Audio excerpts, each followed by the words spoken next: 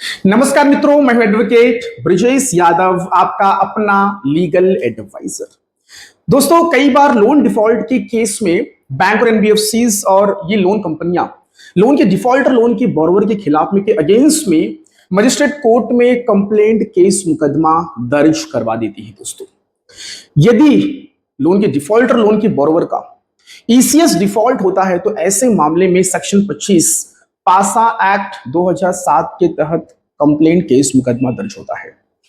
यदि cheque bounce हुआ है दोस्तों, तो सेक्शन 138 एनआई एक्ट 1881 के तहत कंप्लेंट केस मुकदमा दर्ज होता है।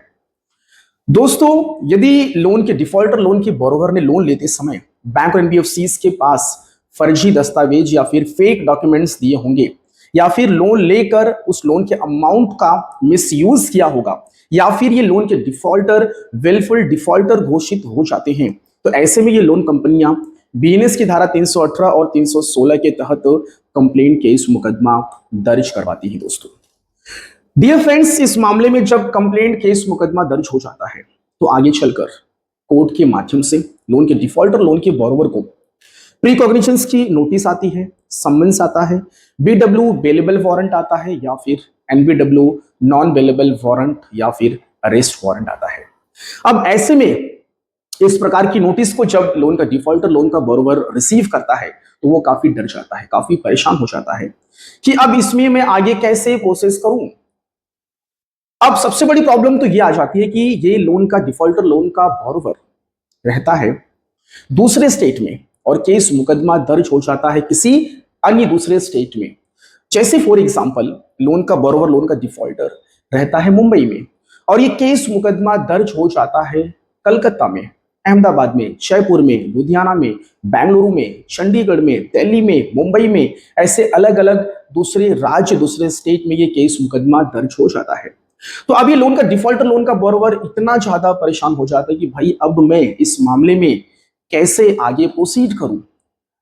अब उस कोर्ट में मैं कैसे जाऊं, दूसरा राज्य है, मुझे वकील कैसे मिलेगा, मुझे इस मामले में कैसे प्रोसेस करना है, वो इस चीज को लेकर काफी डर जाता है, काफी टेंशन, काफी चिंता में आ जाता है। दोस्तों, कई बार तो ऐसा भी होता है कि ये लोन रिकवरी एजेंट्स कॉल करके डराते धमकाते हैं और ये खुद पुलिस बन जाते हैं, खुद ये कोर्ट बन जाते हैं और ये कहते हैं कि आपके अगेंस्ट में वारंट इशू हो चुका है, आपके अगेंस्ट में अरेस्ट वारंट इशू हो चुका है, अब हम आपको अरेस्ट करने वाले हैं यदि आपने बकाया राशि का भुगतान या फिर रीपेमेंट नहीं किया। तो दोस्तों, एक चीज मैं आपको बताना चाहूंगा, यदि जेन्युइनली आपके अगेंस्ट में सचमुच में यदि इन रियलिटी यदि वारंट इशू हुआ होगा, अरेस्ट वारंट इशू हुआ होगा, तो ऐसे स्टेज में पुलिस पिक्चर में आती है, पुलिस का रोल आता है। दोस्तों, यदि वारंट का स्टेज नहीं है, प्रीकॉग्निशंस का स्टेज है, सम्मन्स का स्टेज है, या फिर कंप्लेंट केस मुकदमा दर्ज होने वाला रहेगा, तो ऐसे किसी भी स्टेज पर पुलिस का कोई भी रोल नहीं होता है, पुलिस की कोई भी भूमिका नहीं होती है। दोस्तों, यदि आपके अगेंस्ट में नॉन बेलेबल वारंट या फिर अरेस्ट वारंट इशू हुआ रहेगा तो ही पुलिस आपको कॉल कर सकती है, पुलिस आपके घर पे आ सकती है। इस बात को नोट करना दोस्तों, क्योंकि अरेस्ट वारंट के स्टेज पर, एनबीडब्ल्यू के स्टेज पर पुलिस को पावर और अधिकार है, अधिकार होता है कि वो आपको अरेस्ट कर सकते हैं। दोस्तों, बाकी इसके अलावा किसी भी स्टेज में पुलिस का कोई भी रोल या फिर कोई भी उनकी भूमिका नहीं होती है। यदि ऐसा कोई आपको कॉल पर कहता है, डराता है, धमकाता है, तो समझ जाइए कि वो एक कोई फर्जी लोन रिकवरी एजेंट्स होगा। दोस्तों, डियर फ्रेंड्स, अब हम इसमें आगे कैसे प्रोसीड करें। हमारे जो भी व्यूवर्स होते हैं वो मुझे कॉल करते हैं, व्हाट्सअप करते हैं, मुझे व्हाट्सअप पर समन्स की नोटिस भेजते हैं, वारंट बीडब्ल्यू एनबीडब्ल्यू की कॉपी मुझे व्हाट्सएप पर भेजते हैं और ये कहते हैं कि सर जी, इस मामले में मुझे अब आगे कैसे प्रोसीड करना है। तो दोस्तों, अब हम आगे ये बात कर लेते हैं कि यदि आपको इस प्रकार की कोई भी नोटिस आ जाती है तो इस प्रकार की नोटिस को हमें कैसे डील करना है, कैसे इसको मैनेज करना है, कैसे इसको हमको हैंडल करना है, बहुत एकदम पीसफुल तरीके से, बिना डरे, बिना घबराए, एकदम शांतिपूर्वक तरीके से, बिना चिंता, बिना टेंशन लिए इस प्रकार के नोटिसेस को कैसे हमें हैंडल करना है यदि इस प्रकार की कोई नोटिस कोर्ट के माध्यम से आ जाती है। तो दोस्तों, सबसे पहले आपको यह समझना है कि यदि आपको प्री कॉग्निशंस की नोटिस आती है तो इसका मतलब क्या होता है। प्री कॉग्निशंस का नोटिस का मतलब यह हुआ कि कोर्ट ने अभी आपके खिलाफ में, आपके अगेंस्ट में कॉग्निशंस या फिर संज्ञान नहीं लिया है। दोस्तों, यदि आपको लग रहा है कि आपके खिलाफ में ये फर्जी मुकदमा है, फर्जी कंप्लेंट है, फेक कंप्लेंट है, आपने ऐसा कुछ किया ही नहीं है, तो ऐसे में उस प्रिकॉग्निजेंस की नोटिस में जो भी डेट, जो भी समय दिया है, आप कोर्ट में हाजिर हो कि आपका जो भी पक्ष है आप वो रखिए मजबूती से। आपका जो भी डिफेंस है कि भाई ऐसा कुछ मैंने नहीं किया, मेरे खिलाफ में ये गलत कंप्लेंट फाइल हुई है, आप वहां पे अपना डिफेंस रखिए। आप अपना आपका जो भी दस्तावेज है, आपका जो भी पक्ष है, जो भी आपके पास एविडेंसेस हैं, आप उनको रखिए, मजबूती से बहस करिए दोस्तों। यदि आपके मामले में, आपके पक्ष में यदि मजबूती होगी, दम होगा, तो ऐसे में दोस्तों उसी वक्त ही वो जो कंप्लेंट है वो खत्म कर दिया जाएगा, वो मामला डिस्पोज्ड ऑफ हो जाएगा दोस्तों, कोर्ट के द्वारा कर दिया जाएगा। तो यदि समझो कि आपने कोई सेटिस्फैक्ट्री डिफेंस या फिर कोर्ट को आप संतुष्ट नहीं कर पाए, तो ऐसे में क्या होगा, फिर ये मामला आगे चलेगा और इसमें संज्ञान और कॉग्निजेंस लिया जाएगा और आपके खिलाफ में मुकदमा दर्ज कर दिया जाएगा दोस्तों। खास करके प्री कॉग्निजेंस की नोटिस पर आपको आपका पक्ष मजबूती से कब रखना चाहिए, जब आपके खिलाफ में बीएनएस की धारा 318 या फिर 316 के तहत चीटिंग एंड फ्रॉड का कोई कंप्लेंट फाइल हो जाता है तब। क्योंकि दोस्तों कई बार ये लोन कंपनियां, बैंक और एनबीएफसी लोन के बोरोवर के खिलाफ में के अगेंस्ट में फर्जी ये बीएनएस 318 316 का केस कर देती है दोस्तों। क्योंकि आप जरा सोचिए कि क्या लोन लेते वक्त आपने कोई फर्जी दस्तावेज या फिर फर्जी कोई डॉक्यूमेंट्स आपने दिए थे? क्या लोन लेकर आपने उस लोन को कहीं मिसयूज कर लिया था? क्या आप विलफुल डिफॉल्टर थे? ऐसा कुछ है तो फिर उनका वो कंप्लेंट जेन्युइन होगा। बट अगर ऐसा कुछ नहीं है, इसका मतलब कि वो कंप्लेंट आपका लाइक फर्जी हो सकता है, आपके ऊपर एक प्रेशर बनाने के लिए ये कंप्लेंट हो सकता है दोस्तों। तो ऐसे में आपको प्री कॉग्निजेंस की नोटिस के स्टेज पर एक मजबूती से आपको बहस करना चाहिए, आपको मजबूती से अपना पक्ष रखना चाहिए और पहली तारीख पर प्री कॉग्निजेंस के स्टेज पर ही आपको इस कंप्लेंट को, इस केस मुकदमे को आपको खारिज और डिस्पोज्ड ऑफ करवा देना चाहिए दोस्तों, आपके एडवोकेट के माध्यम से उनको खड़ा कर दोस्तों। यदि इस मामले में कोर्ट ने कॉग्निजेंस ले लिया, संज्ञान ले लिया दोस्तों, ये फिर ये मामला आगे बढ़ेगा। फिर आगे चलकर आपको दोस्तों सम्मन्स आएगा। सम्मन्स का मतलब क्या होता है कि कोर्ट आपको ये कह रही है कि भैया आप आइए कोर्ट में, अपनी अपीयरेंस दीजिए, आपकी उपस्थिति दर्ज करवाइए दोस्तों। और जब सम्मन्स का स्टेज आ जाता है तो इस स्टेज पर आपको कोर्ट में हाजिर होकर आपको आपकी जमानत, आपको आपकी बेल लेनी होती है दोस्तों। कई लोग मुझे ये प्रश्न पूछते हैं कि सर जी, बेल जब हम लेने जाते हैं तो उस वक्त क्या हमें कोई जमानतदार, कोई श्योरिटी, कोई हमें जमानतदार लेके जाना होता है? तो दोस्तों हर एक कोर्ट का अपना काम करने का तरीका, प्रोसेस अलग होता है। हर एक प्रिसाइडिंग मजिस्ट्रेट की अपनी एक डिस्क्रिशनरी पावर होती है। कोई कोर्ट कहती है कि हमें जमानतदार चाहिए, श्योरिटी चाहिए।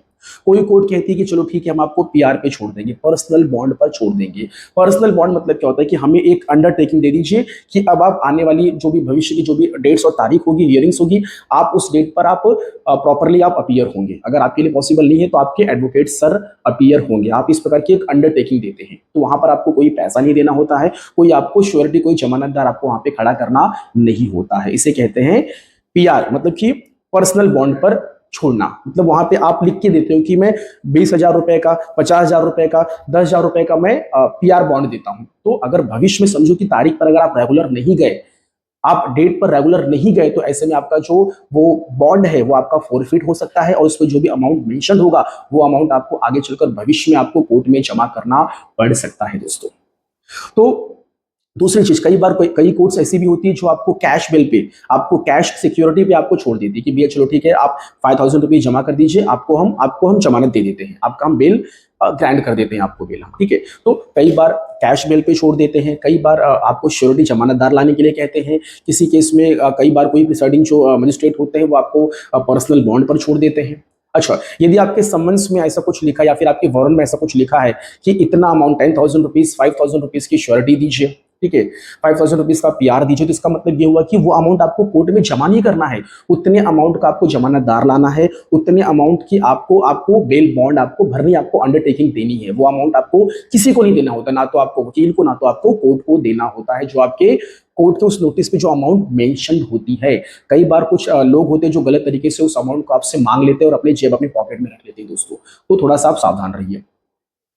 तो आपको यह समझना होगा कि जो कोर्ट है वो आपसे क्या मांग रही है, ठीक है, पर्सनल बॉन्ड पे छोड़ रही है, कैश बेल पे छोड़ रही है, कि श्योरिटी जमानतदार पे छोड़ रही है। तो ये सारी चीजों को अच्छे से आप समझ के ही आप जमानत और बेल करवाने चाहिए दोस्तों।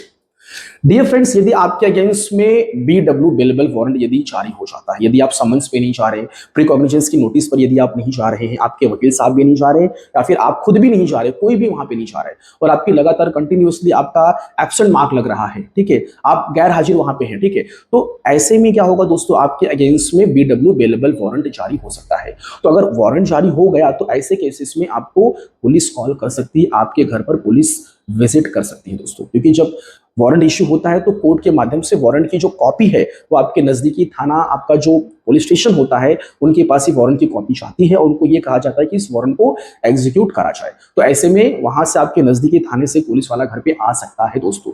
तो ऐसे में थोड़ा सा मामला गंभीर हो जाता है। तो आपको आपको आपके मामले को वारंट के स्टेज पर नहीं लेकर आना है। जैसे आपको प्री कॉग्निजेंस की नोटिस आती है, सम्मन्स आता है, तुरंत इमीडिएटली आपको करना क्या है, यदि आप दूसरे स्टेट में रहते हैं और केस कहीं और हो चुका है, मतलब दूसरे स्टेट में हो चुका है केस, ठीक है, खास करके समझो कि एक एग्जांपल लेता हूं मैं, समझो कलकत्ता में हो गया, ठीक है, तो अब आपके लिए वहां पे तो जाना पॉसिबल नहीं, हर एक तारीख हर एक डेट पर, तो आप क्या करिए, उसी कोर्ट के एक लोकल एडवोकेट को आप हायर कर लीजिए। मैं बार बार लोकल एडवोकेट इसलिए कहता हूं कि उस कोर्ट का अगर लोकल एडवोकेट होगा तो आपका काम फास्ट होगा, और वहां का जो काम करने का जो तौर तरीका होगा उस लोकल एडवोकेट को काफी अच्छे से पता होगा, तो कोई भी चीजें होंगी वो बहुत ही स्पीडी मैनर में बढ़िया से अच्छे से आपका वो काम करके दे देगा, ठीक है। तो एक लोकल एडवोकेट को आप अरेंज कर लीजिए। यदि अब आपके कांटेक्ट टच में तो लोकल एडवोकेट होना थोड़ा सा डिफिकल्ट होगा क्योंकि आप दूसरे स्टेट में रहते हैं, तो ऐसे में आप लाइक ऑनलाइन के माध्यम से आप एडवोकेट सर्च कर सकते हैं, ठीक है। यदि आपके रेफरेंस में, आपके जान पहचान में कोई आपका फ्रेंड, आपका कोई दोस्त है, ठीक है, जिसका कोई मामला वहां पे चल रहा है, तो आप उसके थ्रू भी आप वो एडवोकेट आप हायर और अरेंज कर सकते हैं। यदि आपको इस मामले में मेरी कोई मदद चाहिए तो हमारे एडवोकेट्स, हमारी टीम वहां पे पूरी अवेलेबल है, मैं आपको खुद एडवोकेट प्रोवाइड करवा सकता हूं, ठीक है। तो जैसी आपकी इच्छा, जहां से भी कैसे भी करके आपको एक एडवोकेट वहां पे अरेंज करना है। अगर आप एडवोकेट अरेंज नहीं करेंगे तो ऐसे में ये मामला आगे बढ़ेगा और कल को आगे चल के आपके खिलाफ में NBW non bailable warrant, arrest warrant भी इशू हो सकता है दोस्तों। तो ऐसे मामले को थोड़ा सा आप गंभीर लीजिए। यदि आप एक बार जमानत करवा लेते हैं, बेल करवा लेते हैं, तो आप एकदम फ्री हो जाएंगे, ठीक है। तो आपके फिर वकील साहब हर एक तारीख पर वहां पे खड़े होके, ठीक है, आपके पक्ष में जो भी उनको बोलना होगा, केस को चलाना होगा, वो चलाएंगे, ठीक है। अच्छा, अगर समझो भविष्य में कभी आपकी जरूरत पड़ी, ठीक है, कोर्ट ने अगर बोला कि नहीं आपको आना है, मैंडेटरी है, ठीक है, आपका स्टेटमेंट लेना है, कुछ आपसे पूछना है, तो ऐसे में आपको कोर्ट में आगे भविष्य में अपीयर होना पड़ सकता है दोस्तों।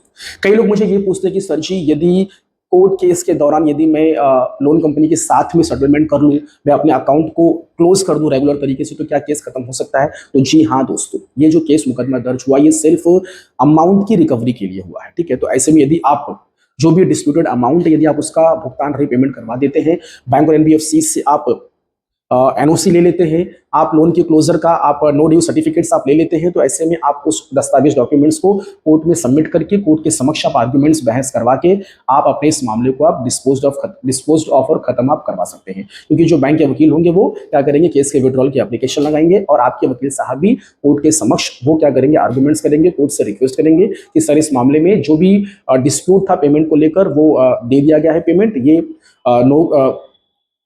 ये नो ड्यू सर्टिफिकेट है और ये NOC है, तो आप वहां पे सबमिट करवा के आप मामले को खत्म करवा सकते हैं। तो इसमें आपको डरना घबराना बिल्कुल भी नहीं है, एकदम नियम कानून से आपको चलना है, तो इस मामले में आपको कभी कोई भी तकलीफ नहीं आएगी दोस्तों। तो यदि कोई आपको लोन रिकवरी एजेंट्स या फिर कोई भी व्यक्ति आपको कॉल पर डरा रहा है, धमका रहा है, तो डरना घबराना बिल्कुल भी नहीं है दोस्तों। यदि कोई भी नोटिस आती है, नहीं समझ में आ रहा है, चाहे वो समन्स हो, प्रीकॉग्निजेंस हो, बेलेबल वारंट हो, नॉन बेलेबल वारंट हो, कोई भी नोटिस हो, तो सबसे पहले आप उसको चेक कर लीजिए कि ये जेन्युइन है या फिर फेक है, ठीक है। तो जेन्युइन है वो कैसे आप चेक करोगे, उसके लिए आपको ई कोर्ट सर्विसेज ऐप पे जाना होगा, आपका केस नंबर आपको एंटर करना होगा, कौन से स्टेट में मुकदमा हुआ है, ठीक है, कौन सा कोर्ट नंबर है और कौन सा केस सेक्शन 25 का है, 138 का है, क्या है, वो सब डिटेल्स, बेसिक डिटेल्स फिल करके ई कोर्ट सर्विस ऐप एक एप्लीकेशन होती है जहां पे ये पूरा आपका केस का स्टेटस आपको दिखेगा। तो वो केस नंबर डालकर आप पूरा केस का अपना स्टेटस शो कर लीजिए आप। तो अगर वहां पे शो होगा दैट मीन्स कि ये जेन्युइन है, अगर शो नहीं हो रहा दैट मीन्स कि ये फेक है।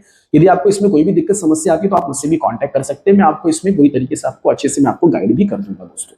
सो डियर फ्रेंड्स, ये याद रखिए कि यदि ऐसा आपके खिलाफ में ऐसा कुछ हो रहा है, कोर्ट केस कंप्लेंट ये वो सारी चीजें, ठीक है, तो ऐसे में थोड़ा सा आपको अलर्ट और सजग रहने की जरूरत है, सावधान रहने की जरूरत है दोस्तों। यदि आप इसको हल्के मिलेंगे, आप इसको लाइटली मिलेंगे, तो ऐसे में आपके खिलाफ में आगे चलकर दोस्तों नॉन बेलेबल वारंट या फिर अरेस्ट वारंट भी इशू हो सकता है। सो दोस्तों, मेरा ये क्लास यहीं पे समाप्त हुआ। आप लोगों ने इतना समय दिया, आप लोगों का बहुत बहुत धन्यवाद। Thank you so much. जय हिंद, जय भारत।